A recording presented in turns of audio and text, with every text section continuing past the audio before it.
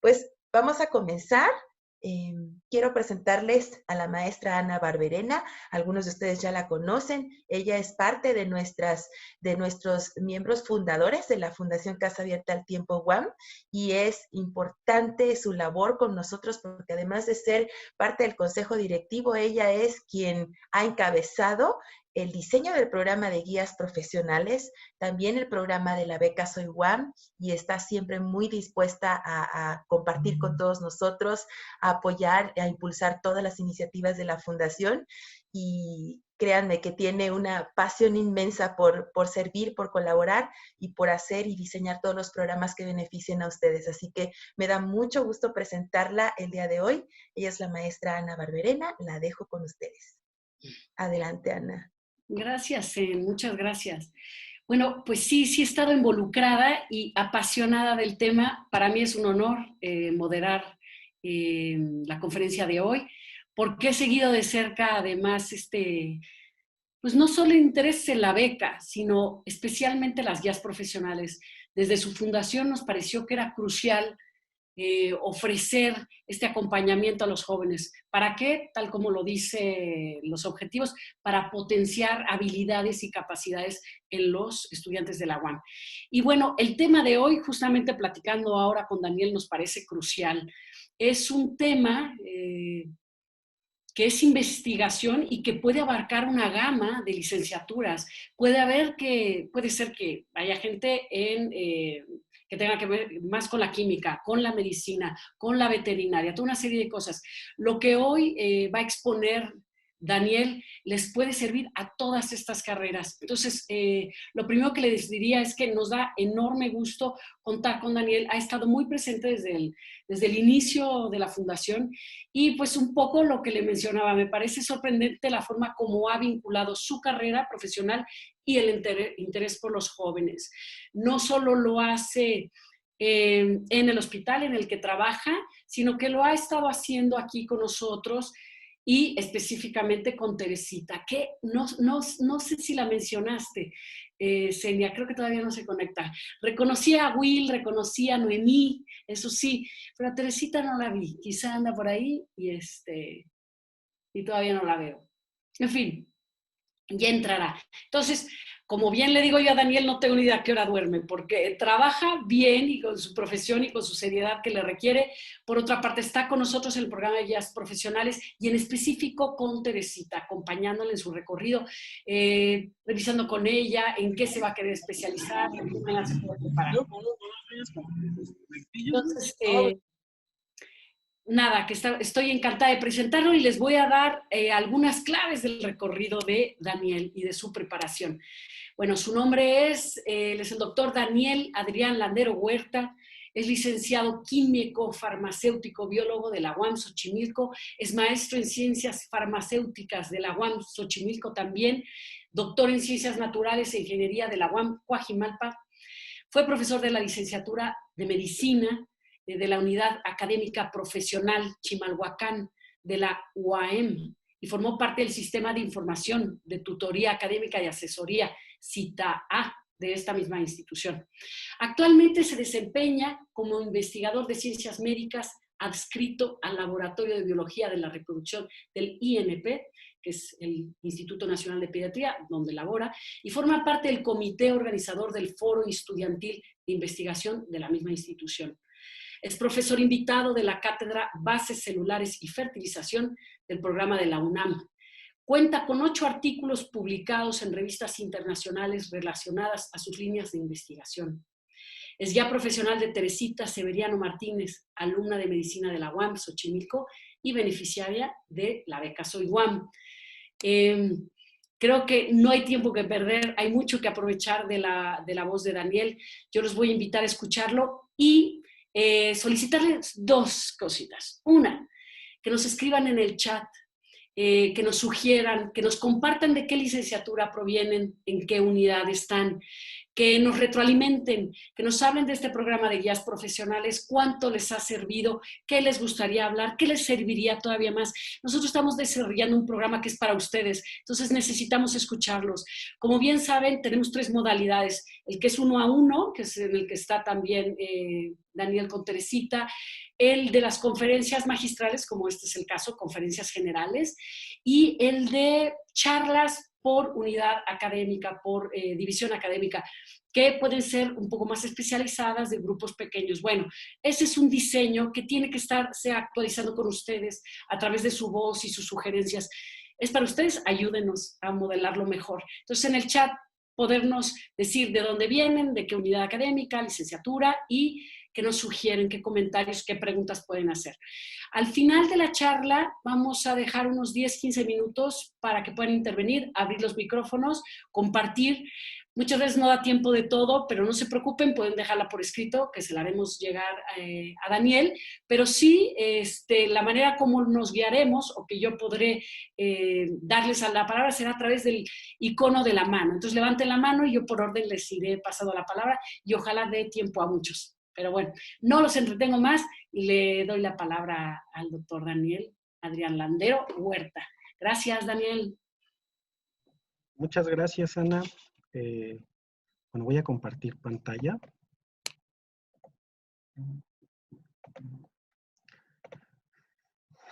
Y me gustaría primeramente agradecer el espacio, la oportunidad de compartir con ustedes esta pequeña charla acerca de mi breve inicio por la investigación y agradecer de antemano a todo el equipo de la Fundación Casa Abierta del Tiempo UAM por el titánico trabajo que hacen para generar todos estos foros y obviamente apoyar a los beneficiarios, ¿no? Bueno, pues vamos a comenzar. Un poco al inicio de esto me gustaría hacer un paralelismo en uno de los ejemplos de tantos que existen en la naturaleza sobre la cooperación. Y quisiera hacer ese paralelismo justamente con el ejercicio de la investigación científica. Uno de los dogmas que se tenía durante mucho tiempo sobre el proceso de fertilización, es decir, la generación de un ser vivo, era justamente que en el proceso de fertilización, justamente uno de los espermatozoides dentro de los tantos millones y millones que existían, que trataban de fecundar al ovocito, era, digamos, el que tenía el rol principal en este proceso. Sin embargo, con el tiempo y muchos experimentos montados al respecto del proceso de fertilización, este dogma ha cambiado y ahora el proceso de fertilización en realidad se centra justo en este proceso de cooperación de los millones y millones de espermatozoides, que si bien uno es el que es capaz de fertilizar, este no podría hacerlo sin la ayuda de los millones de espermatozoides restantes. De tal manera que esta es una frase que tenemos muy presente en el laboratorio y es que todos somos productos de la colaboración. Y en ese sentido creo que ese valor lo debemos de continuar. En ese sentido, como les mencionaba, pues el proceso o el trabajo de investigación es un efecto de la colaboración, pero este efecto colaborativo además tiene la función de generar un bienestar en la población humana.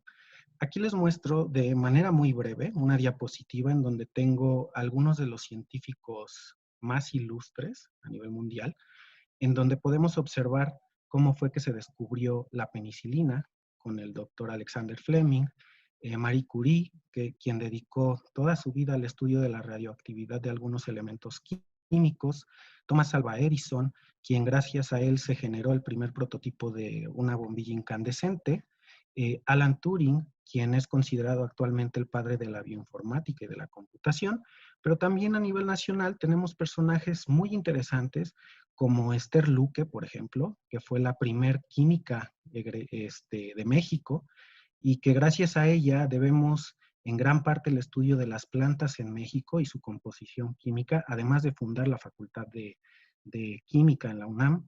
El ingeniero Camarena, quien diseñó el primer prototipo para generar imágenes audiovisuales o de televisión a color, el químico también Ernesto Miramontes, quien desarrolló el primer prototipo o el primer anticonceptivo oral.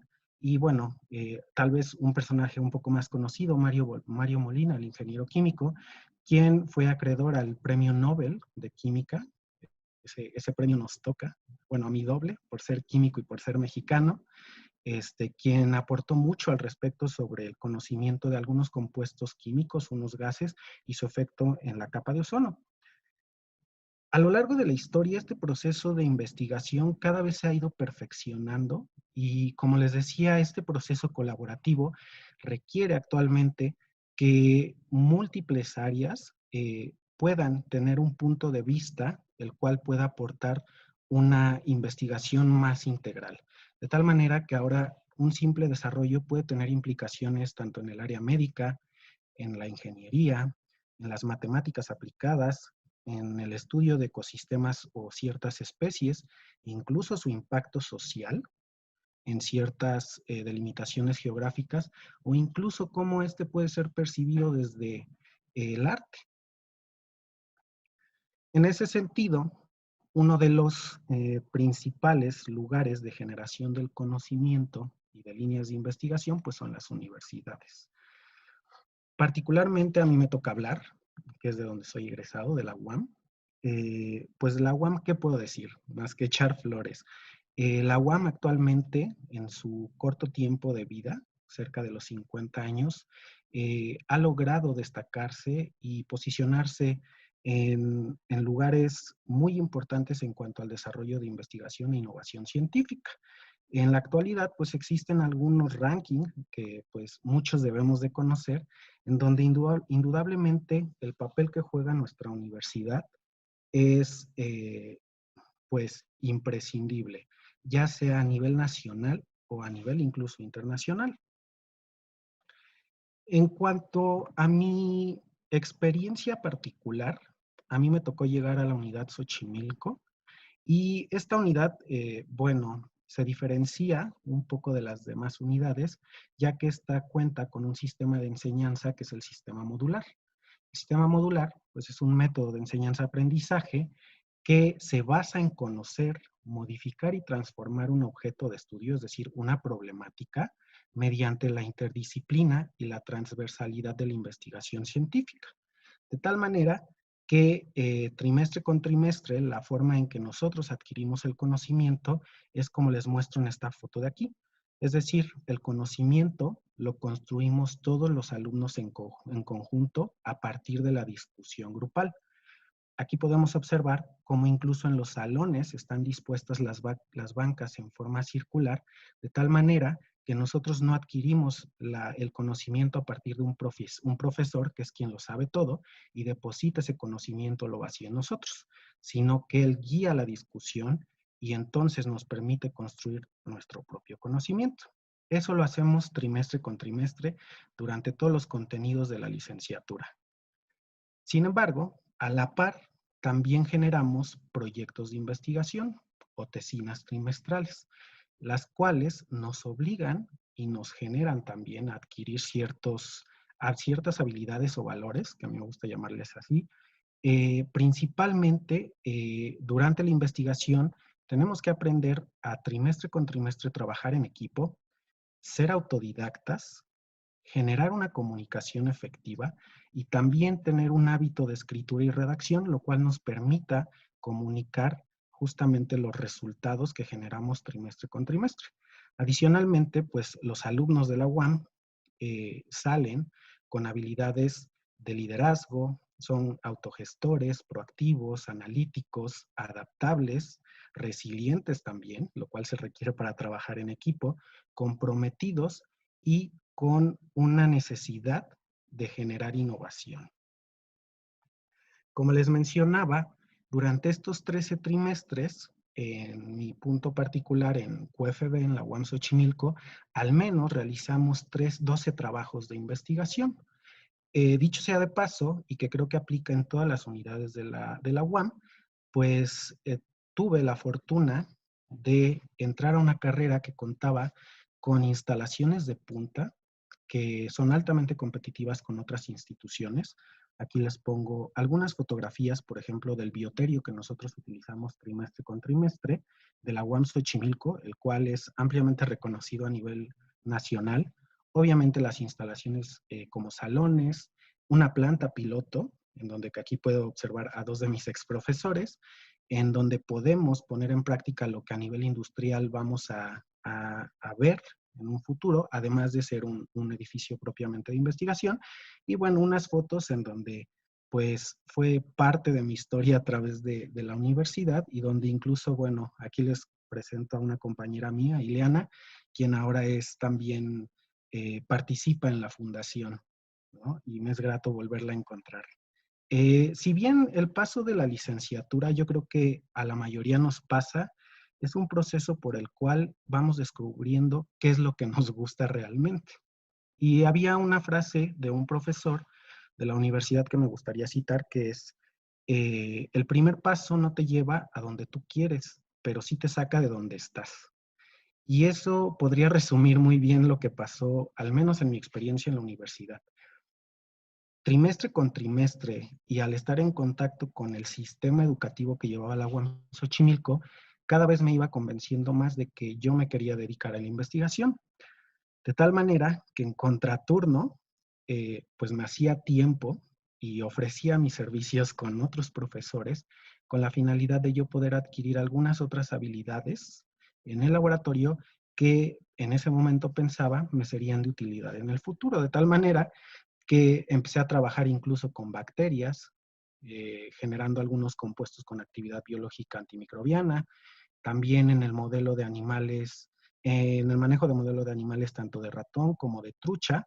Sin embargo, aunque ya empezaba a tener claro que me quería dedicar a la investigación, no pude dejar escapar la oportunidad de la UAM de tomar prácticas profesionales, ¿no? Para entonces poderme aclarar mi mente y decidir que efectivamente lo que quería era justamente dedicarme a la investigación. En ese tiempo tuve la fortuna de hacer prácticas profesionales en una industria farmacéutica transnacional, que es Teva Pharmaceuticals, que es la empresa israelí más importante a nivel mundial de medicamentos genéricos. Con todo esto, y con el pasar de los trimestres, muchos amigos y compañeros, al igual que yo, nos fuimos decantando hacia un área terminal de la carrera que tenía que ver con la genética humana y el diagnóstico molecular de muchas enfermedades que atañan a nuestra población. Y fue ahí entonces donde conocí a la doctora Marisol López López, quien, como les digo, tuve la fortuna de conocerla y después de una larga insistencia de mi parte y con ayuda de ella, fue que pude realizar mi servicio social y sobre todo mi insistencia porque yo tenía una inquietud enorme por realizar mi servicio social, pero fuera de las instalaciones de la universidad. De tal manera que ella posteriormente me contacta con la doctora Margarita Chávez Saldaña del Laboratorio de Biología de la Reproducción. Este laboratorio actualmente, la jefatura, la dirección la lleva la doctora Rosy Vigueras. Y bueno, aquí está la doctora Margarita Chávez, quien fue mi tutora, quien me formó prácticamente durante todo este tiempo, pero también tuve la oportunidad de conocer al doctor Julio César Rojas Castañeda y al doctor Oscar Pérez Gutiérrez, que está aquí, quien fue fundamental, ya que él me ayudó a perfeccionar el manejo de modelos animales que previamente yo había iniciado en la universidad. Cabe señalar que cuando llegué a este laboratorio, pues el laboratorio en general tenía un predominio de otras universidades. De hecho, yo era el único de la UAM. Y bueno, eso al final de cuentas jugó también a favor de mí, porque pues me ayudó a destacarme dentro de las personas que estábamos en el mismo laboratorio. Y entonces entro a un área que de momento para mi formación era un poco ajena hacia mí, que era la reproducción. Yo realizo mi servicio de licenciatura, una tesina, que es como nos titulamos en UAM Xochimilco, por el servicio social, sobre criptorquidia. La criptorquidia también es conocida como no descenso testicular y es un padecimiento muy frecuente en varones recién nacidos ya sea a término o de manera prematura, en donde el testículo no alcanza a descender a la posición normal que es el escroto. Esto durante mucho tiempo se consideraba como eh, un padecimiento meramente estético. Sin embargo, con el pasar de los años, se fue encontrando que en realidad pacientes que eran corregidos de manera quirúrgica y se encontraban de manera superficial normales, eventualmente en edad adulta tenían problemas de infertilidad y un gran riesgo a desarrollar el tumor testicular. De tal manera que en mi servicio social empiezo a contestar la siguiente pregunta. ¿Cuál es la frecuencia de algunas variantes genéticas en los genes INSL3, RXFP2 y HOXA10 en pacientes pediátricos con criptorquidia? Ya que en realidad muchos de los padecimientos no han sido estudiados a nivel genético en nuestra población. La información que existe o existía actual en ese momento era justamente descripción de variantes genéticas, pero en otras poblaciones, tanto europea, asiática, africana incluso, pero en población latina no había mucho al respecto. Y aquí les muestro justamente estos genes que participan en el descenso testicular de manera normal. ¿Qué fue lo que encontramos? Aquí voy a pasar rápidamente estas imágenes. No voy a entrar mucho al detalle de lo técnico, pero sí me voy a permitir mencionar que lo que queríamos era hacer esta descripción de cómo se encontraba nuestra población de enfermos en México. Y posteriormente, algo que no teníamos planeado era optimizar esta identificación genética y proponer un método más eficaz por el cual pudiéramos ahorrar dinero en el diagnóstico. Y esto lo pudimos lograr justamente con la ayuda del doctor José Velázquez, con Pepe Velázquez, quien es investigador del hospital y quien de manera desinteresada se acercó para enseñarme todas estas herramientas y habilidades para poder obtener mejores resultados. ¿Qué fue lo que obtuve dentro de mi servicio de licenciatura?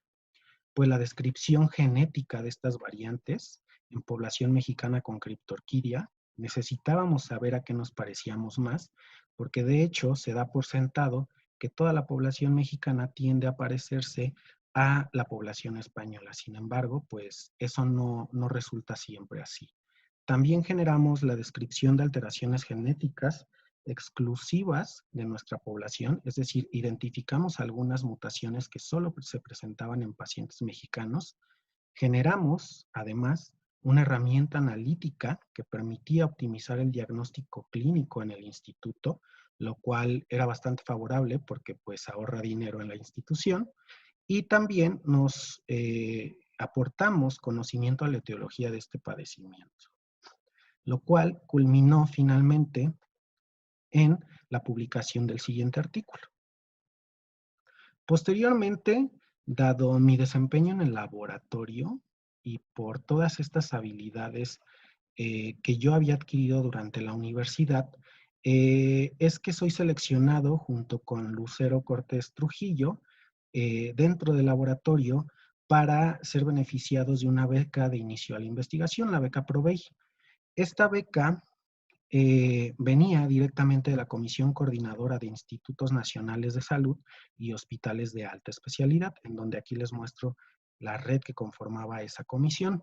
Y prácticamente el objetivo que tenía esta beca, pues era apoyar a alumnos que fueran sobresalientes y que tuvieran la necesidad de iniciar en este proceso de investigación científica médica. Y es así que cuando se me otorga este estímulo, me dedico a continuar con el estudio de la criptorquidia. Y entonces apoyo a un trabajo que estaba haciendo mi compañera Lucero, en donde queríamos ver cómo se encontraban las células germinales de los pacientes con criptorquidia y cómo se encontraban los niveles de expresión de un grupo de marcadores característicos de tumor testicular en pacientes con criptorquidia. Aquí les explicaré brevemente lo que les acabo de decir. Normalmente, cuando se da la generación de un varón, durante el desarrollo embrionario y hasta los primeros años de vida, existen unas células que son pluripotentes, es decir, que tienen la capacidad de convertirse en cualquier tipo celular. Estas, pasados los primeros años de vida, meses de vida, perdón, estas tienen que dejar de presentarse o de expresarse para que posteriormente, como todo en la vida, las células se comprometan a algo y entonces puedan diferenciarse espermatozoides durante la pubertad y el varón pueda tener una reproducción normal. Sin embargo, cuando esto pasa, esto falla y no se dejan de expresar o de presentar estas proteínas, el propio testículo tiene mecanismos por los cuales puede eliminar estas células que son latentes para desarrollar un tumor testicular. Sin embargo, si estos mecanismos de muerte celular fallan y se mantienen estas células pluripotentes durante todo la pubertad, consecuentemente, estas generan una neoplasia testicular. Eso era lo que se proponía en aquel momento y era justamente lo que nosotros evidenciamos con este trabajo. En la parte histológica pudimos observar cómo estos gonocitos, que son estas células redondas de núcleo prominente, se encontraban sin diferenciar en pacientes con criptorquidia en edades en las cuales ya no tenían que estar presentes. Y además, en la parte de biología molecular, yo ayudé a verificar cómo estas células estaban expresando proteínas características del tumor testicular, lo cual confería un riesgo a desarrollar la neoplasia en estos pacientes. Y fue de gran utilidad porque justamente en estos cuatro pacientes con criptorquidia se pudo dar un seguimiento de manera relativamente temprana cuando todavía no estaba presente la tumoración testicular, lo cual generó la siguiente publicación de mi compañera Lucero Cortés Trujillo. A la par, durante ese tiempo de la beca ProVEI, tuve la oportunidad de ser invitado a colaborar en un proyecto de fibrosis quística. Bajo la dirección nuevamente de mi tutora, Margarita Chávez, la doctora Margarita Chávez, y de la doctora Lorena Orozco, quien en su momento fueron pioneras en el diagnóstico y en la investigación de fibrosis quística a nivel nacional. Este proyecto se llevó también en colaboración con la doctora Rosy Vigueras y la doctora Emilio Koyama. ¿Y qué es lo que queríamos identificar? Pues genes que modificaran la presentación o la respuesta a la fibrosis quística en pacientes pediátricos mexicanos. La fibrosis quística es una enfermedad de herencia autosómica recesiva, es decir, para que se presente, los padres, ambos deben aportar la información de la mutación para que se presente este padecimiento. Y lo que queríamos evaluar era por qué unos pacientes tenían un cuadro más severo que otros. Indudablemente estos pacientes que nacen con fibrosis quística, pues la probabilidad de sobrevida es muy baja. De hecho, la letalidad es inminente en estos pacientes y eso fue lo que queríamos estudiar. Justo en ese momento termina la beca a la cual fui acreedor y es que me decido a cursar la maestría en ciencias farmacéuticas. Esto prácticamente lo decidí por las siguientes cuestiones. Era un posgrado que se encontraba dentro de los posgrados o del padrón de posgrados de calidad a nivel nacional. Era también, pues de alguna forma, quedarme en la UAM Xochimilco bajo el sistema modular que yo ya estaba completamente adecuado y que armonizaba más con mi forma de estudiar y además me permitía ahondar en la formación de farmacéutico que yo ya tenía previo a la licenciatura. Sin embargo, pues me encontraba en una disyuntiva. En el sistema modular en la UAM Xochimilco, mientras que en el laboratorio seguía un sistema tradicional directamente de la UNAM. Con esto quise dar continuidad al estudio que habíamos hecho previamente con mi compañera Lucero.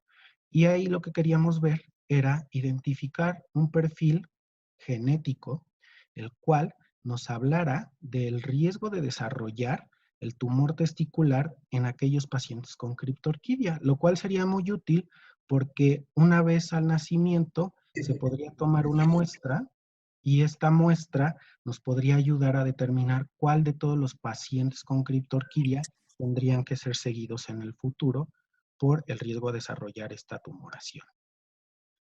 De tal manera que la pregunta que contestaba en ese momento era cuáles son las variantes genéticas que se encuentran en común entre pacientes con tumor testicular y pacientes con criptorquidia.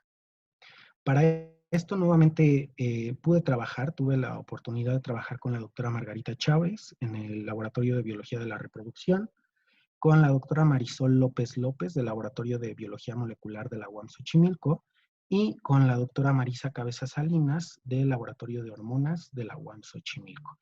Y adicionalmente al proyecto se unió el doctor Luis Alonso Herrera, quien era en su momento el director de investigación del Instituto Nacional de Cancerología. Sin embargo, pues una de las habilidades que adquirí también durante la universidad es la capacidad de tener resiliencia, y esto dado que cuando yo fui aceptado en la universidad, ya en la maestría, ya habíamos planteado un megaproyecto, el cual planteaba hacer la genotipificación del genoma completo de estos pacientes, pero la liberación del dinero y los recursos económicos y de los procesos administrativos no habían empatado todavía con mi entrada a la maestría, de tal manera que me tuve que abocar a el estudio de 2 genes, de 6 variantes que pertenecían a 2 genes en concreto, el receptor de andrógenos y KIT. Durante este tiempo de maestría, aquí les muestro unas tablas, las cuales recapitulan algunos datos clínicos, epidemiológicos y algunos datos moleculares del estudio que realicé, en el cual no me voy a centrar mucho porque lo resumí en esta otra diapositiva. ¿Qué fue lo que encontramos con este trabajo? Inicialmente realizamos la descripción clínica de ambos padecimientos en población mexicana, porque hasta cierto punto parece absurdo, pero no había estudios en donde realizaran esta descripción clínica en cortes de pacientes bastante grandes que pudieran determinar cómo estaba la frecuencia o los fenotipos clínicos de estos en nuestro país. Adicionalmente, hicimos la descripción de fenotipos severos de pacientes con tumor testicular. Nos dimos cuenta que aquellos pacientes que tenían tumor testicular y que habían cursado en edad pediátrica con criptorquidia, normalmente desarrollaban rasgos más severos del tumor. Se presentaba de manera más agresiva con el histotipo, generaban metástasis con mayor frecuencia, entre algunas otras condiciones. Identificamos también algunas variantes en común entre ambos padecimientos en ambos genes y se detectó una deleción de una glutamina en el gen del receptor de andrógenos, la cual no había sido descrita hasta el momento. También se generó la descripción de las frecuencias poblacionales de estas variantes en ambos genes, ya que algunas de estas incluso no se habían descrito a nivel mundial. Incluso identificamos esta mutación. Y finalmente, dentro de la interdisciplina que tenemos en el laboratorio, generamos un proyecto de concientización del diagnóstico y seguimiento de la criptorquidia. Este enfocado sobre todo a el área médica o clínica en el hospital, donde, como les decía, históricamente la criptorquidia se considera como un padecimiento meramente estético, y por otro lado con los padres, porque, pues, dado que es salud reproductiva en el varón y dada la idiosincrasia que tenemos en nuestro país, realmente el diagnóstico de estos pacientes es muy tardía por los tabús que se tienen en nuestra sociedad.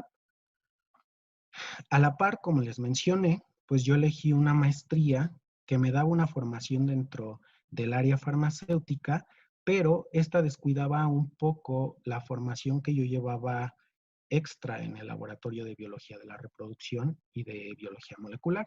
De tal manera que también me tuve que formar en contraturno a este posgrado con clases de genética de poblaciones, de farmacia, farmacia social, de proteómica y metabolómica, de métodos de análisis de biología molecular y análisis genómico, genómica pediátrica, reproducción, farmacogenética e incluso hasta hacer una especialización de genética médica.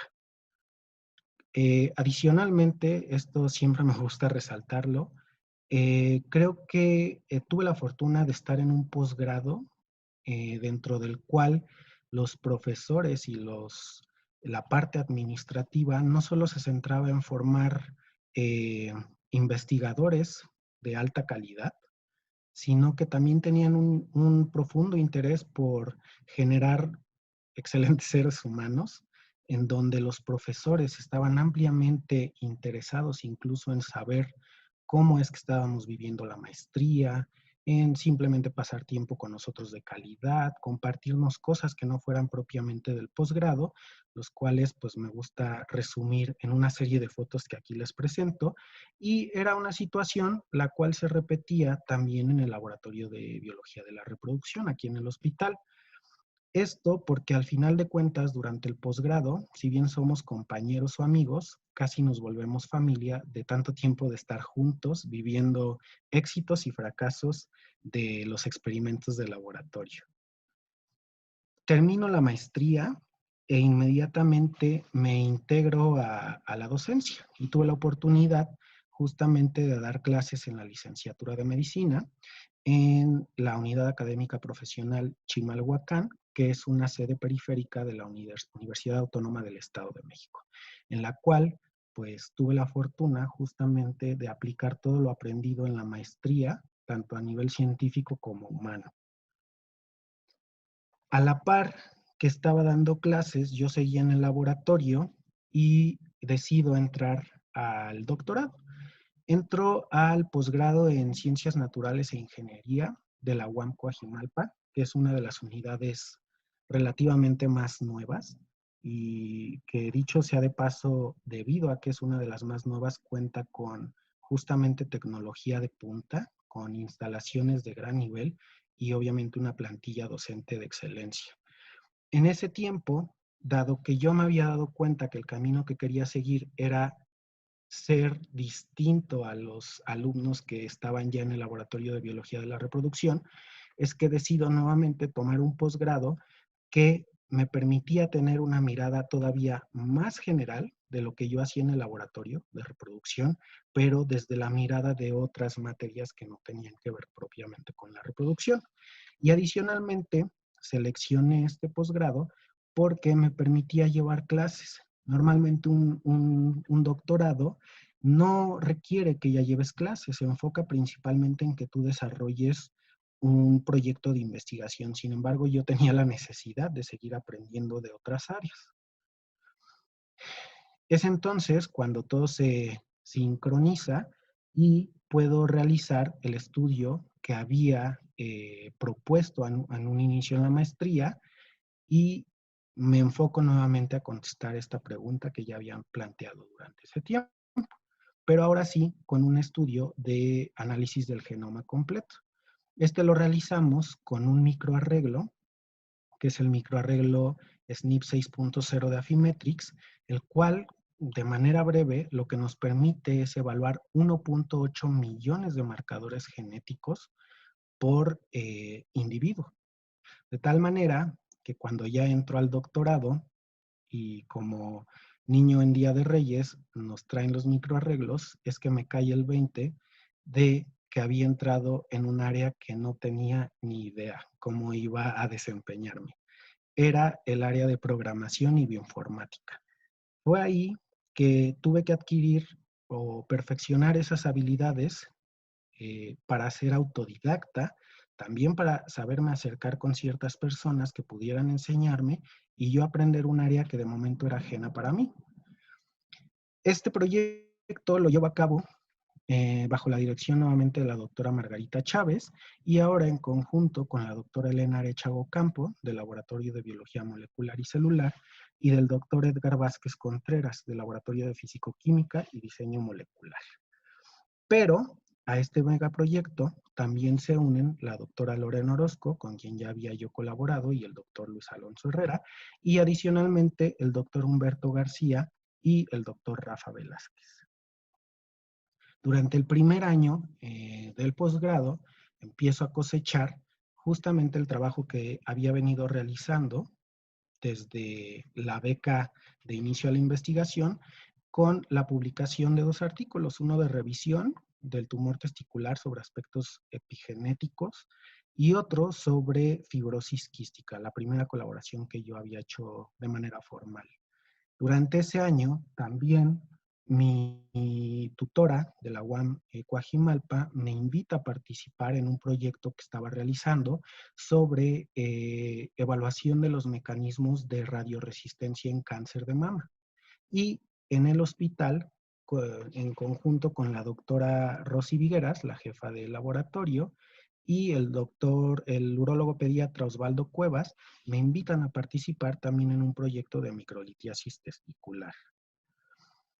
Durante estos 2 años de la maestría, pues también me aboco a trabajar en el análisis bioinformático del estudio del genoma completo que estaba realizando.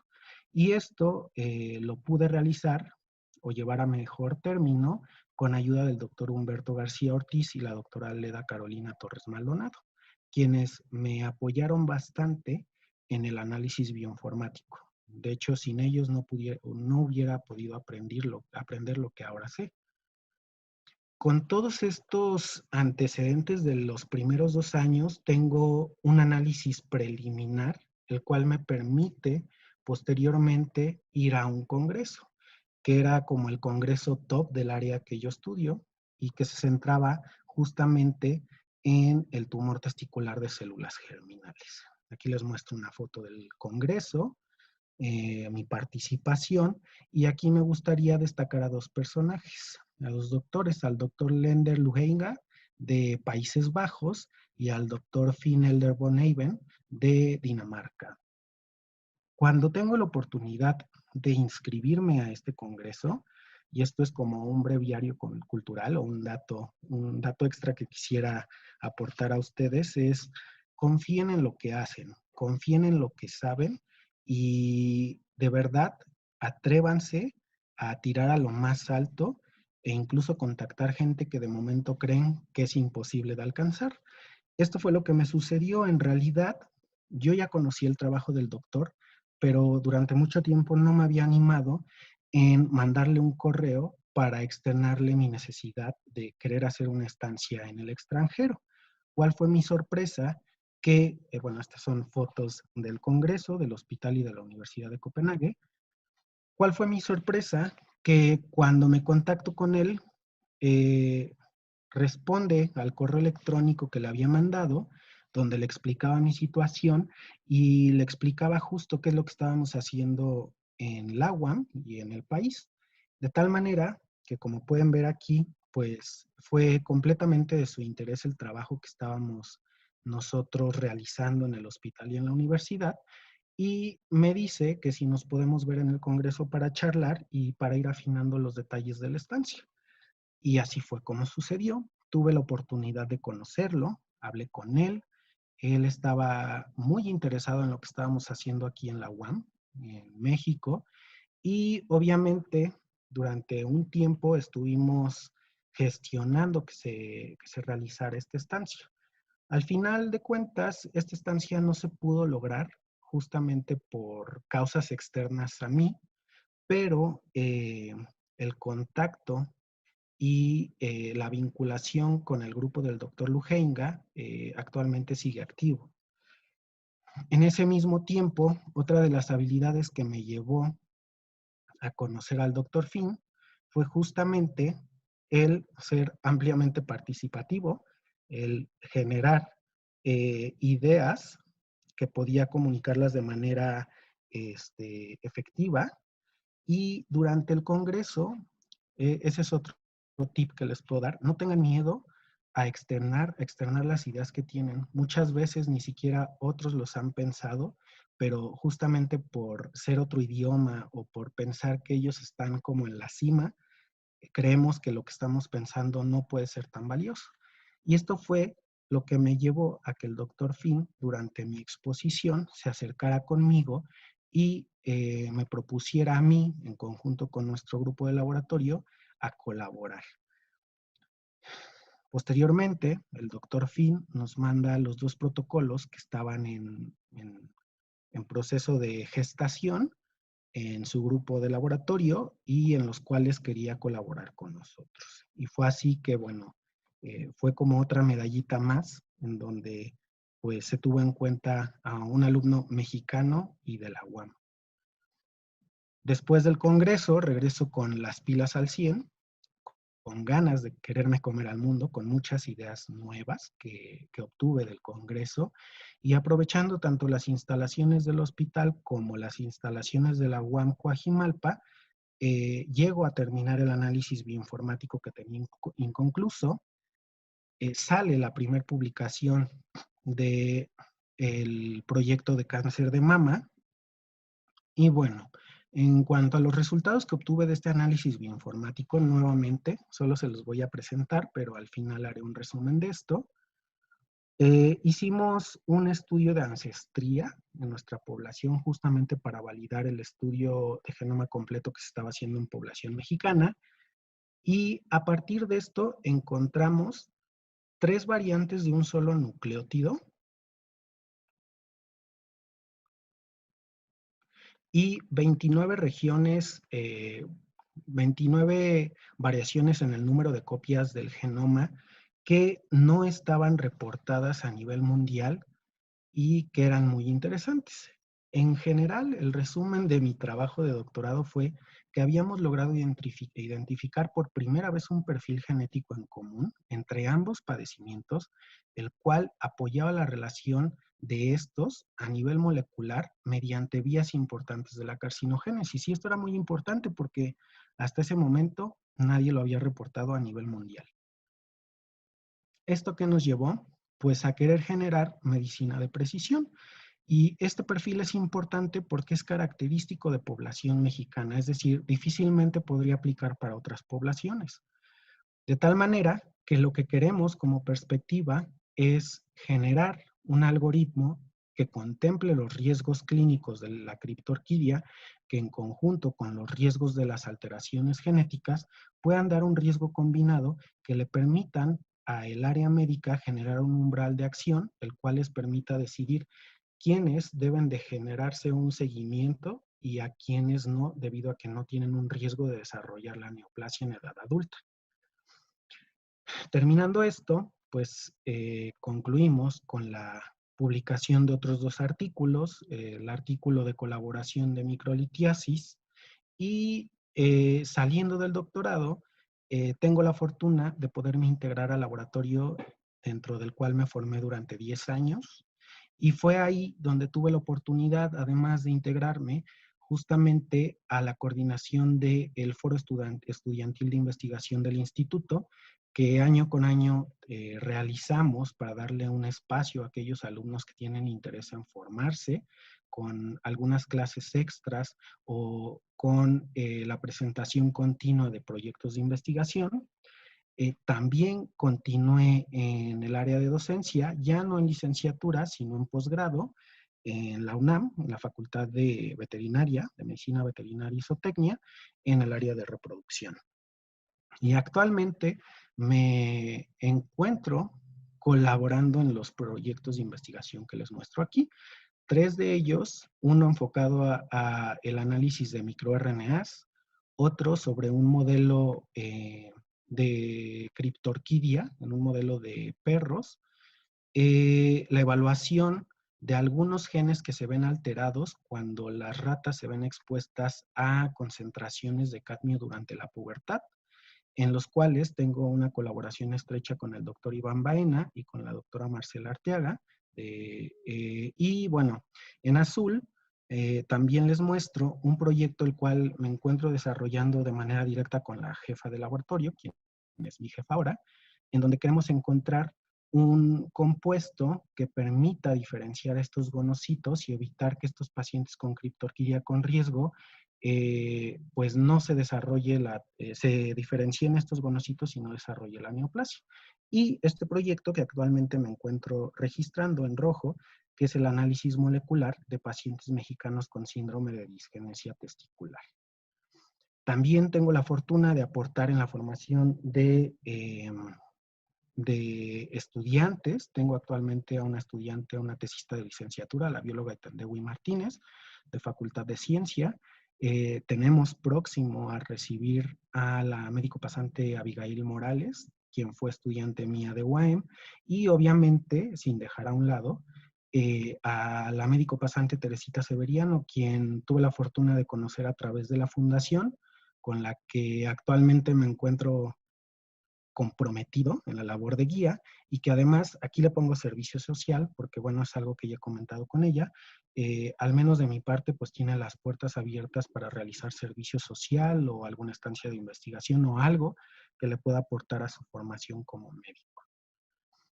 De tal manera que lo que vemos, estos valores de la UAM, de trabajo en equipo, ser adaptable, comprometido, entre muchas otras habilidades, pues no es más que el reflejo de lo que en la vida diaria vemos en la naturaleza. Alguna vez mi jefa decía que siempre que queramos encontrar una respuesta, voltemos a ver a la naturaleza, seguramente ahí está. Y justamente esto que les he mostrado, mi desarrollo como científico, pues no es más que producto de la colaboración. Y les pongo una frase de Steve Jobs que dice, no puedes conectar los puntos mirando hacia adelante, solo puedes hacerlo mirando hacia atrás. Así que tienes que confiar en que los puntos se conectarán de alguna forma en el futuro. Y eso es prácticamente lo que pasó conmigo. Ahora que miro hacia atrás dentro de mi formación, tuve la fortuna de encontrarme con muchos doctores que de origen se formaron en la UAM Xochimilco o en la UAM en general y que fueron ayudándome para formarme y de alguna forma ser lo que ahora soy. El doctor Oscar Gutiérrez, Pepe Velázquez, Humberto García, Rafa Velázquez e incluso la colaboración con Iván Baena. Pero pues no solo son ellos, sino también aquellos que tuvieron la fortuna de cursar sus estudios de posgrado también en la UAM, y dentro de ellos está el doctor Julio Rojas, que es parte del laboratorio, la colaboradora, la doctora Marcela Arteaga, de UAM Iztapalapa también, como Iván Baena, y la doctora Margarita Chávez, quien fue un pilar fundamental dentro de mi formación. Y creo que esto es un momento importante para hacer hincapié en que después de estos 50 años, como universidad, tenemos que voltear o tenemos que mirar hacia afuera de las instalaciones. Actualmente hay muchos investigadores. Yo les pongo el ejemplo del área que me toca a mí. Sin embargo, en cada una de sus carreras pueden observar que muchos de los egresados de la UAM se han colocado en diferentes instituciones a nivel de investigación, como en el Instituto Nacional de Medicina Genómica, investigadores que actualmente nos representan a nivel internacional en la Red Iberoamericana de Farmacogenética y Farmacogenómica. Humberto, quien él tuvo la oportunidad de formarse en el Broad Institute y en el MIT, y quien ahora en conjunto con la doctora Orozco tienen un proyecto de estudio de enfermedades crónico-degenerativas en donde participan directamente con la Facultad de Medicina de Harvard y obviamente con el MIT. Y pues a la doctora Tessy María López Guerne, quien es completamente pantera negra y tuvo la oportunidad después de estar en otras instituciones y después regresó a la UAM, quien es una excepcional y prolífica científica mexicana, quien dicho sea de paso, hace un par de años fue considerada como de la lista preliminar para ser candidata al Premio Nobel de Química. No sé si ustedes lo sabían. De tal manera que esta última parte me gustaría hacer énfasis en hacer redes y en tener la mira hacia afuera de la universidad, donde ahora están los egresados participando de manera activa y bastante decorosa, y de manera muy decorosa. Muchas gracias. Bravo, Daniel. Aquí es como para que te lleves tú tu aplauso, aunque estemos con micrófonos apagados. Muchas, muchas gracias. Bravo. Creo que tenemos un tiempito, a ver si le parece a Senia, que podamos pasar por lo menos dos preguntas.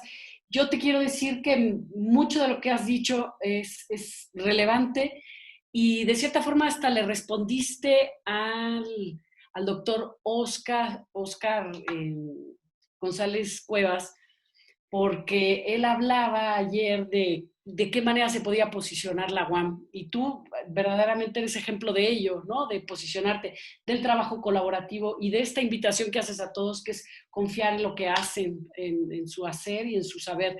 Entonces, yo les invito, si veo alguna manita por acá, la tomo al vuelo. Quiero decir algo más. Senia ha hecho todo un ejercicio de tomar todas las claves de tu conferencia, que me parece que es un gran resumen. Mucha gente que está interesada en ello, me parece que es como un listado de máximas que parece que tú te las has puesto todas enfrente, ¿no? Desde hacer una tesina, desde el trabajo en el extranjero, desde compartir conocimientos, una serie de cosas que también si quieren escríbanle a Senia para que se las pase. Y pues venga, ¿alguien quisiera preguntarle algo directamente a Daniel o participar de alguna manera? Lo que gusten, lo que tengan duda, hasta de cómo seleccionar un posgrado, con mucho gusto les responderé. A ver, está por aquí Eric. Eric, si quieres activar. Y después le vamos a dar la palabra a Jason y ahí nos vamos a frenar para poder terminar a tiempo. Bien, primero Eric, después Jason. Pues venga. Y Miguel, venga, 3 y hasta ahí nos vamos a estacionar porque ya estamos con el tiempo encima. Bueno, pues va primero Eric. Gracias.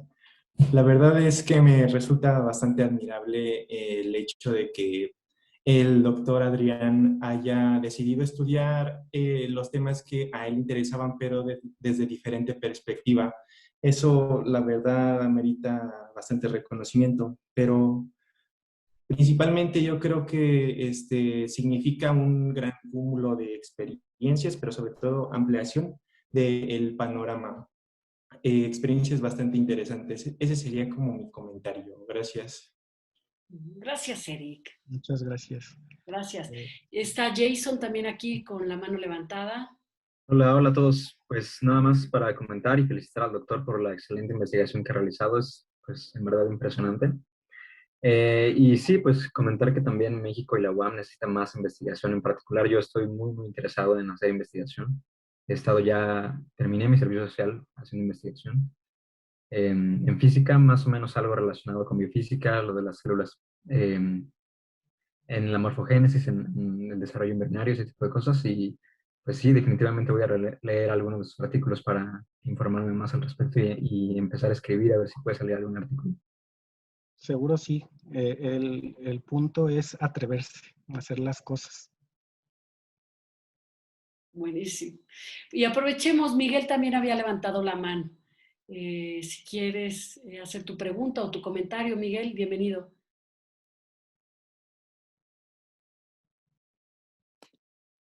Creo que la bajó, la manita la bajó. Ok. Ha sido un placer, Daniel. Muchísimas gracias. Gracias por tu tiempo, tus conocimientos, tu generosidad, porque estás muy cerquita de la UAM y te lo agradecemos todos. Los que aprendemos y sobre todo aquellos que no sabemos tanto de ciencia, esas máximas de colaboración, de ayuda mutua, son para todos y en todos los ámbitos. O sea que una buena tarde para aprender de ello. Senia seguramente quiere decir algunas palabras de cierre y bueno, yo estoy muy agradecida. Muchas gracias. Gracias a ambos, Daniel. Qué generosidad la tuya de preparar esta presentación para los chicos. Chicos, creo que se deberían de sentir muy contentos también de tener este espacio porque son personalidades, son egresados que están preparando especialmente para ustedes. Este es un auditorio muy especial para nosotros, muy particular. La mayoría de ustedes están en contacto con la fundación desde que abrimos la convocatoria para la beca Soy UAM y sabemos del gran esfuerzo que ustedes hacen, de todo lo que están realizando en sus estudios, que están muy comprometidos también y les agradecemos mucho que juntos hagamos este espacio. Daniel, muchas gracias por prepararnos, por compartirnos tanto. Y Ana, también muchísimas gracias por esta tarde. No se pierdan dentro de un par de meses la siguiente sesión. Los esperamos. No dejen de compartirnos cuáles son los temas que también les interesa conocer en estas sesiones de guías profesionales, en donde pueden hacer sus preguntas, pueden estar pues, conviviendo con su fundación. De eso se trata. Esta es su fundación. Ana, nos pregunta finalmente Miguel si puede aún hacer su pregunta. Ya está listo. Hacemos esa última y cerramos. Cerramos, ¿sí? Bienvenido, Miguel. Porque de eso se trata, de que ustedes estén justamente haciendo sus preguntas directamente. De eso se trata, que tengan la oportunidad. Así que, Miguel, abre tu micrófono y venga tu pregunta. Ok, buenas tardes y muchas gracias. Mi pregunta es acerca de los materiales, bueno, el programa estadístico que ocupó usted para su formación de su investigación. Me atrevería a decir que esos gráficos fueron hechos en RStudio. ¿Usted, Ajá, no, adelante, perdón. desde su punto de vista, cree que, o podría decirnos, qué programas podríamos empezar a estudiarlos para, digamos, tener un panorama un poco más amplio acerca de si nos queremos dedicar a la investigación? ¿O cuál recomendaría usted que funcionaría para este ámbito? En realidad, yo creo, bueno, yo inicié con SPSS. Creo que es muy buen programa. Ahora justamente utilizo R, pero yo vería más como un problema crucial el de verdad tal vez llevar una muy buena clase de metodología de la investigación y de estadística. En realidad el programa es una simple herramienta que en general tiene los mismos patrones en uno y otro programa, salvo si sabes programar o no. Pero de inicio yo usé SPSS y la verdad es que pude solucionar la mayoría de las cosas con ese programa. Muchísimas gracias por la Sí, gracias. respuesta. Gracias.